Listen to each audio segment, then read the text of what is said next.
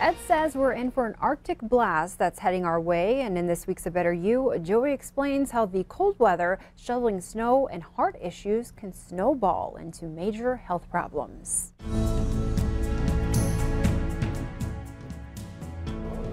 Hi everybody, it's Joey, and for A Better You, I am here in cardiac rehab at Billings Clinic. Now believe it or not, years ago, this is where I used to work before I became a nurse.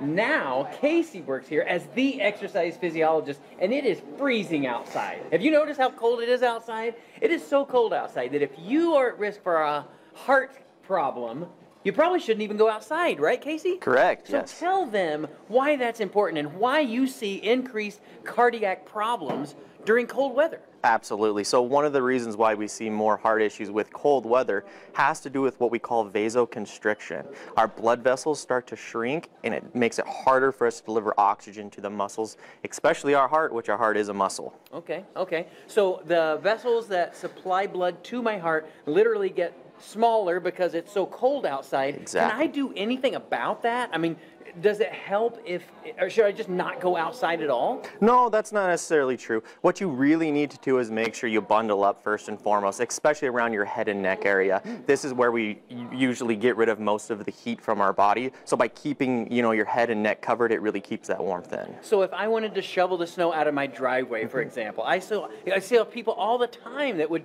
be shoveling. They get the chest pain, they go back inside, and now their day is ruined, or the next 2 weeks are ruined because they got to come into the hospital and they've had an event. Absolutely, Joey. So one of the things I would tell an individual who is going outside to shovel snow, actually use a smaller shovel. A lot of individuals think the bigger shovels are best, but when we're using a bigger shovel, it's making the load and the force that we're trying to get the job done harder. So by using a smaller shovel, it forces us to use less of a load, which makes the job easier for us to do. The other thing I would tell an individual is to make sure you take plenty of rest breaks. I like to teach what's called the talk test. If you can carry on a conversation, you're okay.